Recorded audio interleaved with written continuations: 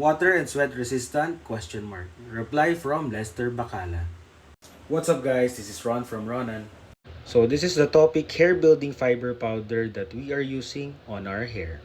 Then this is the set of the fiber powder plus the applicator on top. Just open the cup, then tap. So more or less around 2 to 3 years since I used this topic hair building fiber powder and the applicator. So the question is it water or sweat resistant?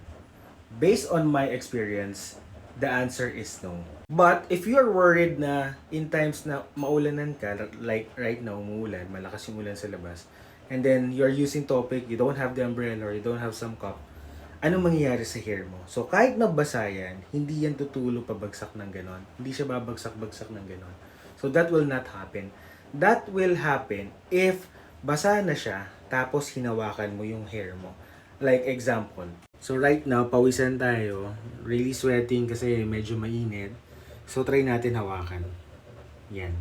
So this is the result. That's the time na mawawala yung topic. Kasi nga, this is a fiber powder. So my suggestion to you, since matagal ko nang gamit to, just always bring the topic fiber.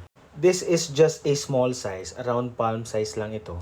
So kasyang-kasya na yan sa bag nyo. And actually, for me, bringing this one is really worth it. Pagdating mo doon, for example, pawis na pawis ka, dumating ka sa before the meeting or before the class, you have to use this. For just around mga 10 seconds lang, I made a video of this one. Talagang mabilisan lang. So if you're in a rush and you don't have the applicator, you can use it, the tap-tap method, for just 10 seconds. And you see yung confidence mo mabuboost talaga. Yung dating nagka-cup ka, kasi nga nahihiya ka since meron ka ng mga bald areas, now is the time to use this topic. So try mo lang, wala namang mawawala eh. Click the yellow basket and then let me know your comments kapag nagamit mo na. So, yun lang muna.